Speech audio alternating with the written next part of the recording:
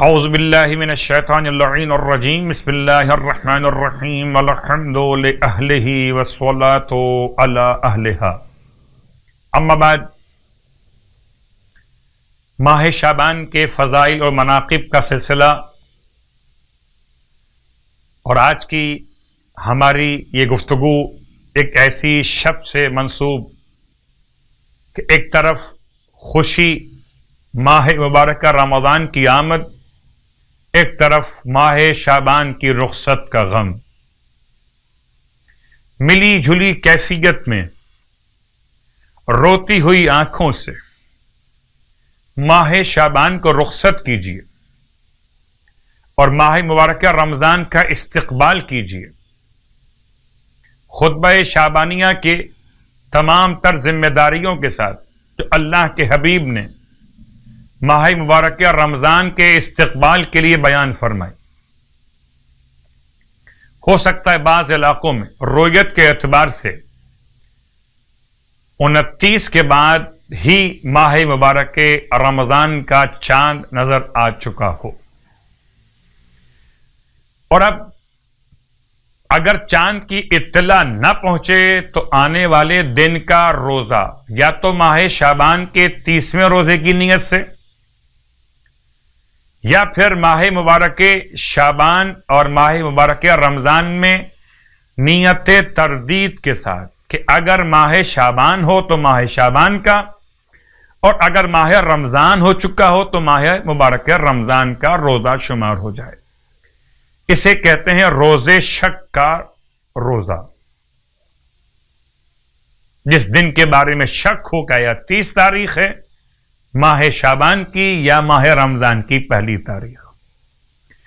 ارشاد فرماتے ہیں امام جعفر صادق علیہ الصلوۃ والسلام، اے خدا اس ماہ مبارک میں ہمارے لیے، اس مہینے کو ہمارے لیے سلامت رکھنا اور اس کو ہم سے آسانی کے ساتھ اور امن کے ساتھ قبول فرمانا،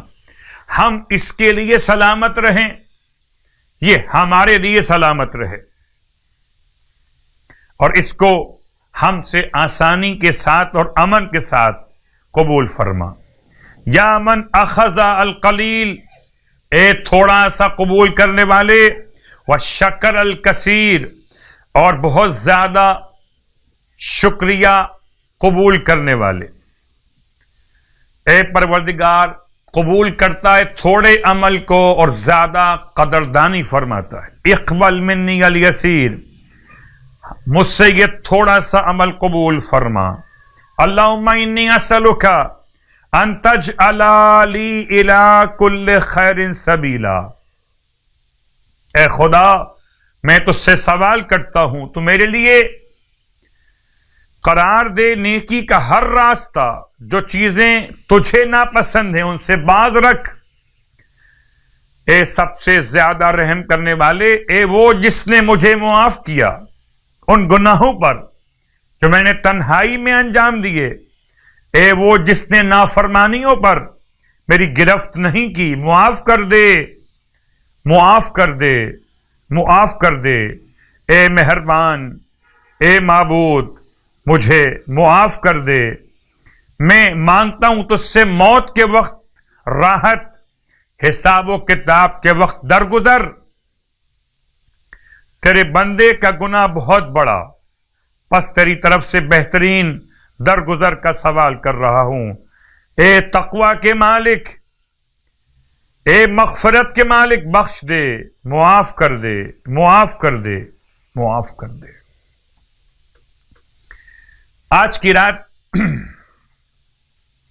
شب اول ماہ رمضان ہو جائے تو اس کے اعمال ماہ رمضان کے اعتبار سے انجام دیے جائیں گے، اور اگر یہ 30ویں رات شمار کی جائے تو آج کی رات کی نماز سرکار ختم یہ مرتبہ صلی اللہ علیہ وآلہ وسلم نے ارشاد فرمایا کہ 2 رکعت نماز پڑھنی ہے آج کی رات میں 30ویں شب۔ ہر رکعت میں الحمد کے بعد سورہ اعلیٰ 10 مرتبہ تلاوت کیجیے، نماز کے بعد 100 بار درود پڑھ لیجیے۔ آپ فرماتے ہیں جس نے مجھے مبعوث برسالت کیا اس کی قسم کہ خدا اس نمازی کے نام اعمال میں 10 لاکھ شہر بہشت جاویدہ میں عطا فرمائے گا، اور اگر اہل آسمان و زمین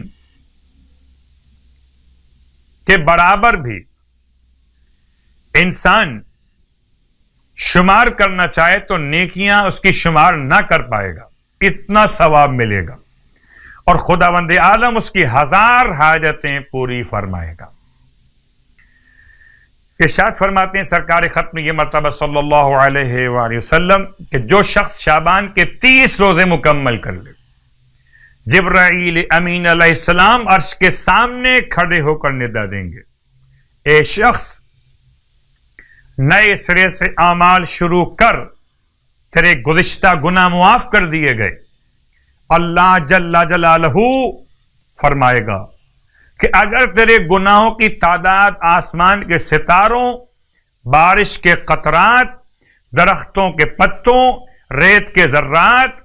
شبنم کے قطرات اور دنیا کے دنوں کے برابر بھی ہوں، تب بھی تجھے معاف کر دوں گا۔ ماہ شعبان کے روزے رکھنے کے عوض اتنی مغفرت اور ثواب اللہ کی بارگاہ میں کوئی زیادہ نہیں ہے۔ ابن عباس کہتے ہیں یہ سب ماہ شعبان ہی کا ثواب ہے۔ خدا ہم سب کے اعمال ماہ شعبان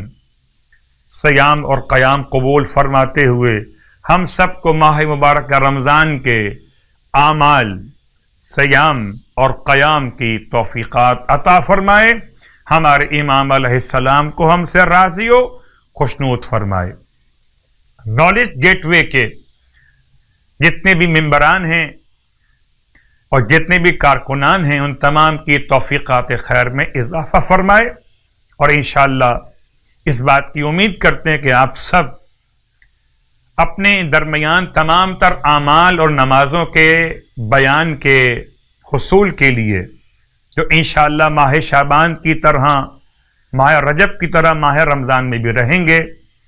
اس چینل کے ساتھ اس طرح سے کوآپریٹ کیجئے کہ آپ کے پاس خود بخود میسج پہنچ سکے۔ اس کے لیے زحمت کیجئے گا کہ سبسکرائب کا بٹن دبا دیجئے تاکہ آنے والے ہر دعا اور عمل آپ تک پہنچ سکیں۔ پروردگار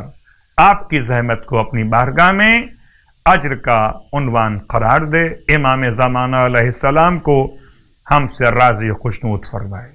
الہی آمین۔